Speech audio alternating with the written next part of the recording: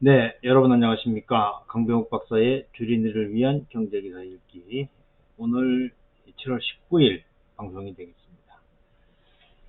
자, 시장의 질이 나쁘다. 이렇게 표현하는데요. 시장의 질을 나타내는 지표는 이제 등락 비율이라든지 아니면 등락 주선 이런 것들을 가지고 봅니다.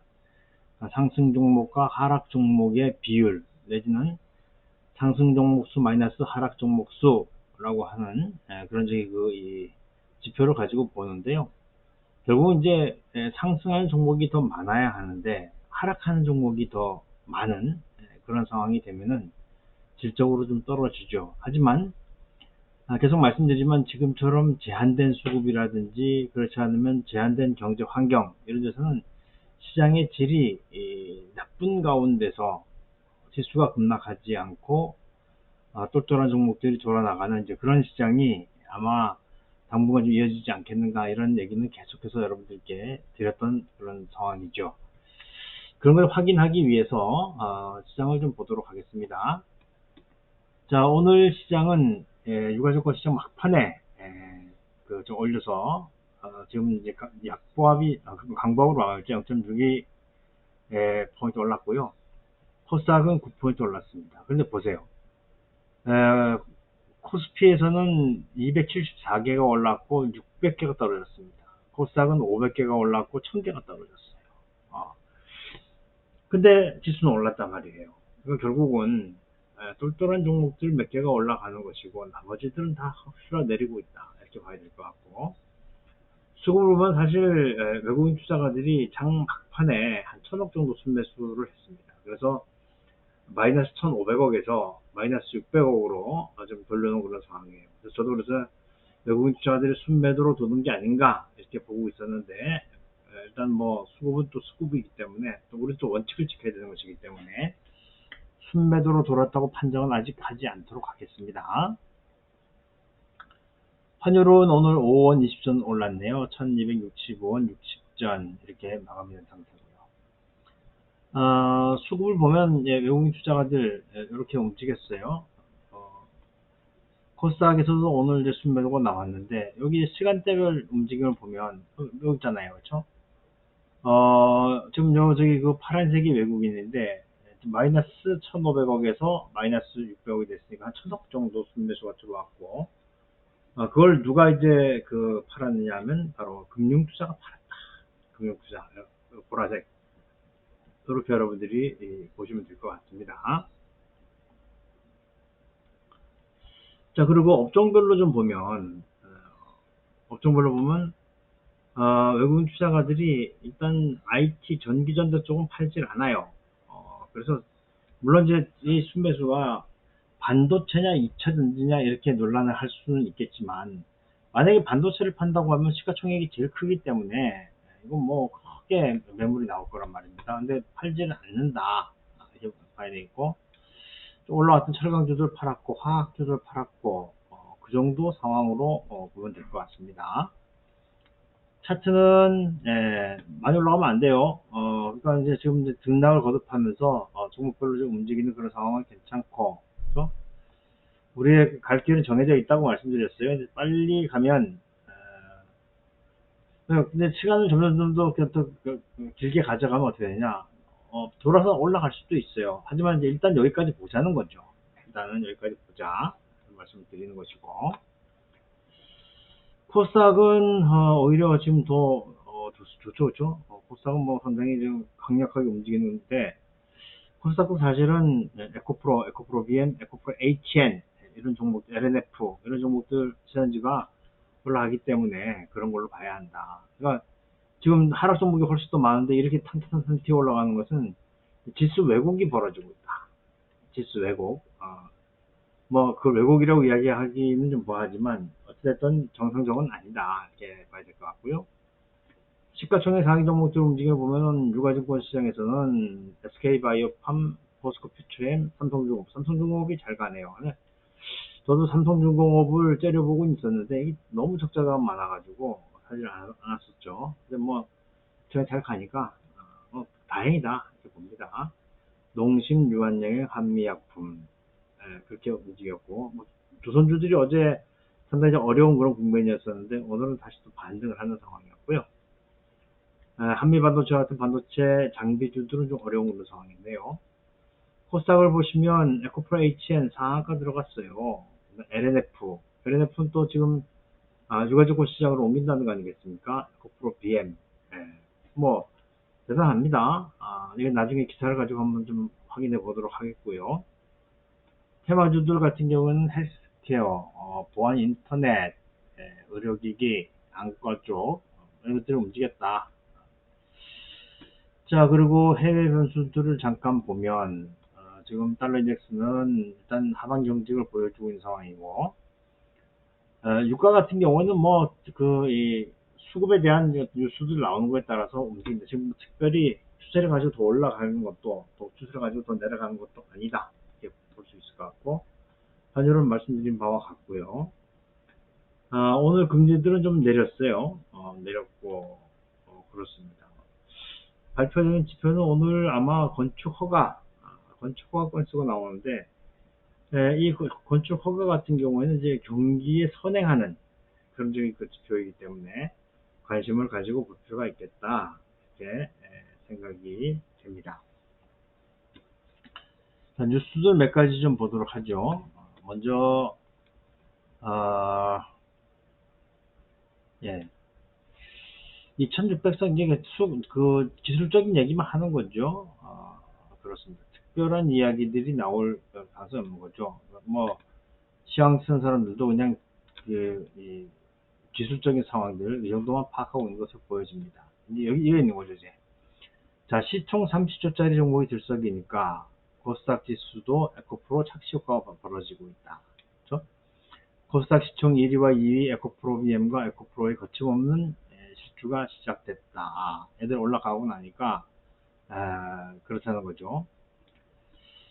자, 코스닥 시총 1인 에코프로 BM이 16.85%, 에코프로가 11.91%, 삼성전자가 지금 일거지권 시장에서 약 20% 정도 차지하고 있는데, 이 두 개 합치고 보면 거의 30% 되잖아요. 그렇죠?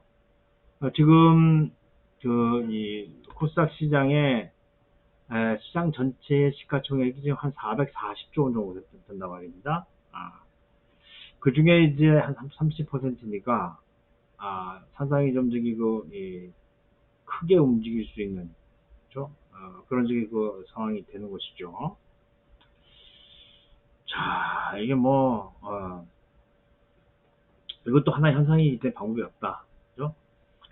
자, 코스닥 대장주 바뀌냐. 2차전지가 바이오 추월 임박했다. 이건 뭐 이제, 일단 단일 종목으로는 2차전지가 제일 위에 있는 거지만, 전체적으로 이제 업종별로 보면은 그렇다는 겁니다.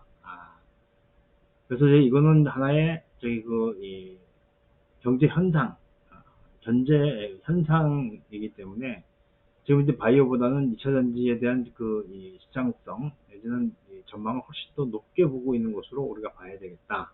이렇게 생각이 되는 것이죠. 이렇게 시장이 바뀌어 나갈 때마다,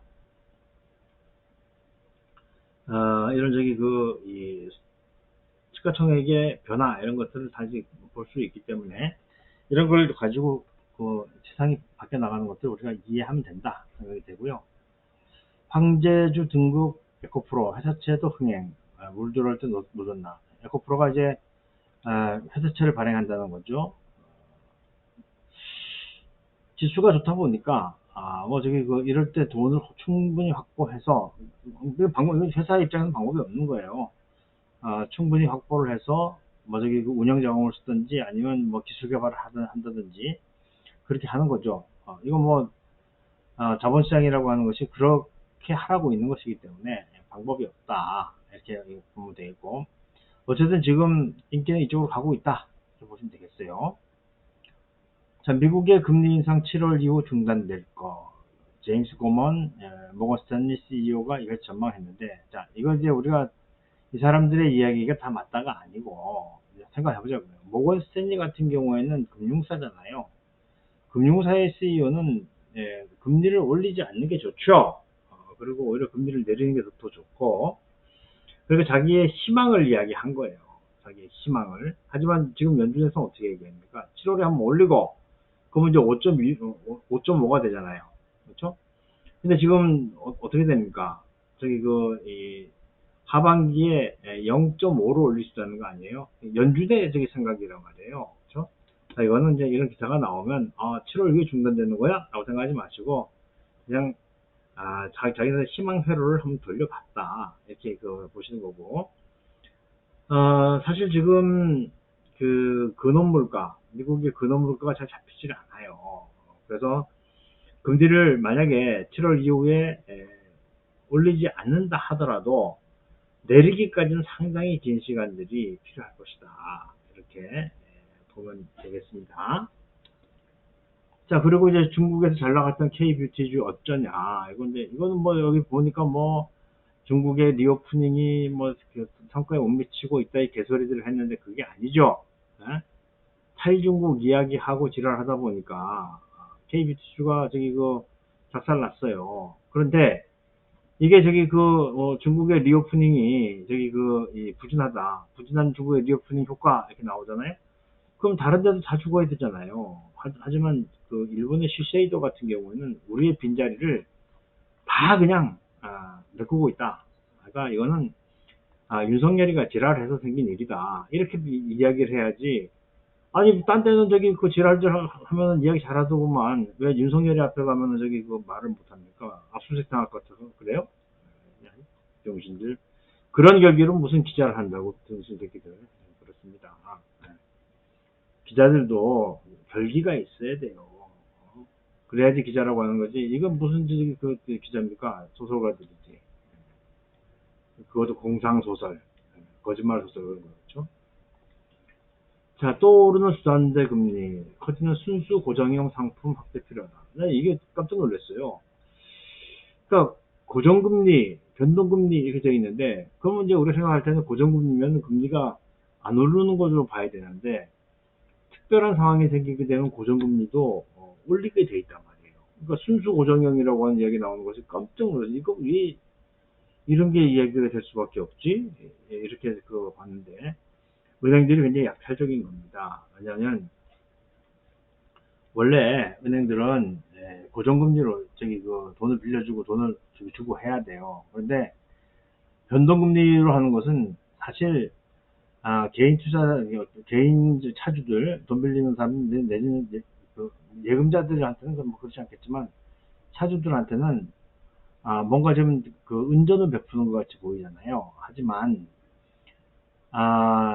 시중의 금리 변동 위험을 은행이 원래 부담을 해야 되는데 그것을 그냥 고객들에게 전가시키고 있다. 이렇게 보시는 게 맞습니다. 참 그래서 나중에 대출 받거나 할 때 이런 거를 잘 따져서 가셔야 한다 생각이 듭니다. 자, 오늘 지수가 하루 종일 지지부진하다 보니까 재미없게 보내신 분들도 있어요. 물론 올라가는 종목을 잡으신 분들은 기분 좋았죠. 하지만 아마 이런 상황, 그러니까 시장의 질이 떨어지는 이런 상황들은 좀 더 이어질 가능성을 배제할 수 없다. 그래서 그 핵심으로 들어가자는 거예요. 지금 조선 괜찮죠? 자동차 부품들도 괜찮죠? 그렇죠? 뭐 2차전지는 사실 이야기를 못 하겠어요. 왜냐면 2차전지는 이미 실적 나온 거에 대비해서 주가가 지나치게 오버런 한 게 눈에 보이기 때문에 따라가자 이렇게 얘기는 절대 못 할 것 같고, 일단 무역 데이터라든지 본격적으로 나오는 실적 데이터들 이런 것들을 보면서 그쪽에서 포트폴리오를 가지고 복불복이죠. 샀는데 안 올라가면 방법이 없는 것이고, 잘 올라가면 이번에 물 들어올 때 노를 저으면 되는 것이고, 그렇게 보시면 될 것 같습니다. 예, 오늘 이쯤에서 마무리하도록 하겠고요. 또 뵙도록 하죠. 고맙습니다.